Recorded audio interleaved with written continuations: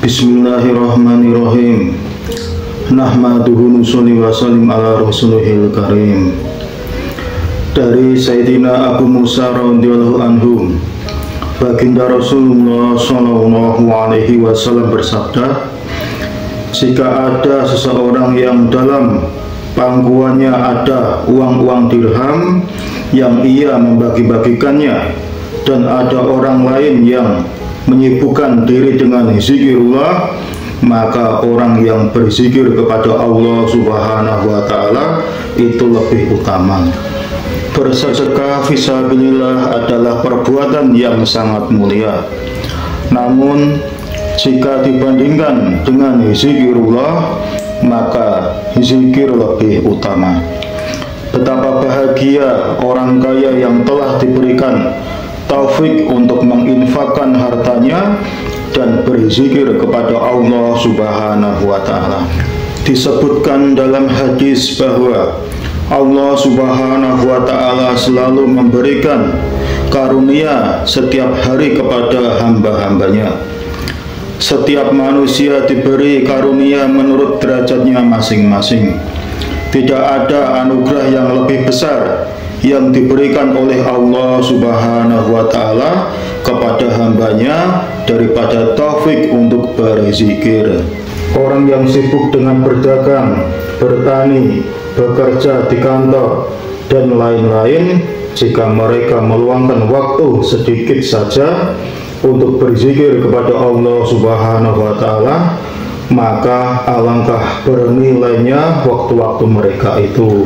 Baginda Rasulullah Shallallahu Alaihi Wasallam bersabda, orang yang paling utama di sisi Allah Subhanahu wa Ta'ala ialah orang yang selalu memperhatikan bulan, matahari, bintang, dan bayang-bayang untuk berzikir kepada Allah Subhanahu wa Ta'ala. Disebutkan dalam hadis bahwa bumi yang digunakan untuk berzikir, bumi itu hingga 7 lapis di bawahnya akan membanggakan diri atas bagian bumi yang lain yang tidak digunakan untuk berzikir.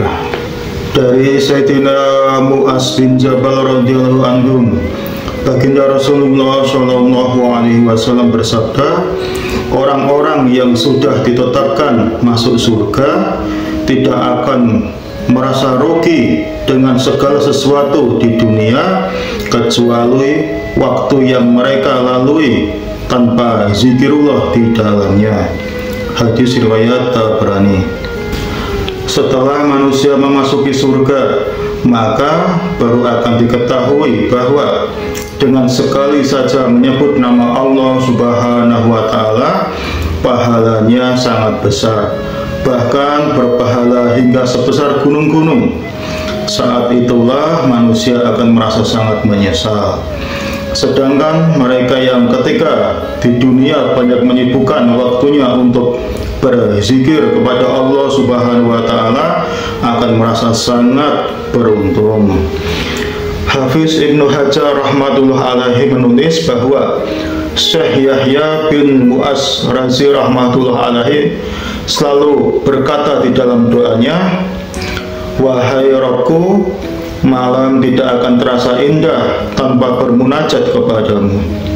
Siang tidak akan terasa indah tanpa ketaatan kepadamu. Dunia tidak akan terasa indah kecuali dengan berzikir kepadamu. Akhirat tidak akan terasa indah kecuali dengan ampunanmu. Surga tidak akan terasa indah kecuali dengan memandangmu.